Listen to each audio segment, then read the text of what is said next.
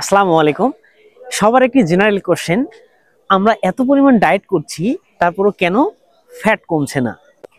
আমাদের এই ফ্যাট বা চর্বি পুরোপুরি বার্ন হয় নিঃশ্বাস এবং প্রশ্বাসের মাধ্যমে। অনেকের ধারণা যে ঘামের মাধ্যমে মনে হয় এই ফ্যাট বার্ন হয়, তা কিন্তু নয়।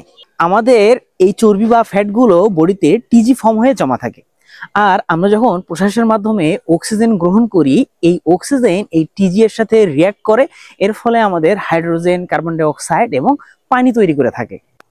আর এই পানি আমাদের ঘাম এবং বডি হিটের মাধ্যমে বের হয়ে যায়।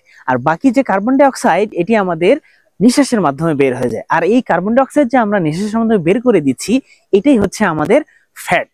এবং এই ফ্যাট বার্ন হচ্ছে এই কার্বন ডাই অক্সাইডের মাধ্যমে প্রায় 84%।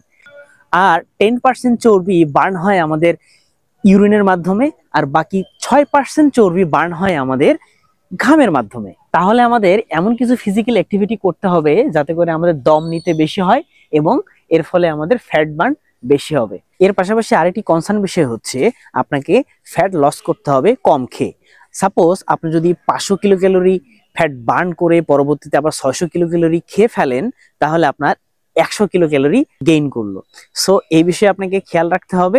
ওভারঅল আমাদের এই ফ্যাটগুলো বার্ন করতে হলে অবশ্যই এই ফিজিক্যাল অ্যাক্টিভিটির পাশাপাশি ডায়েট মেনটেন করতে হবে।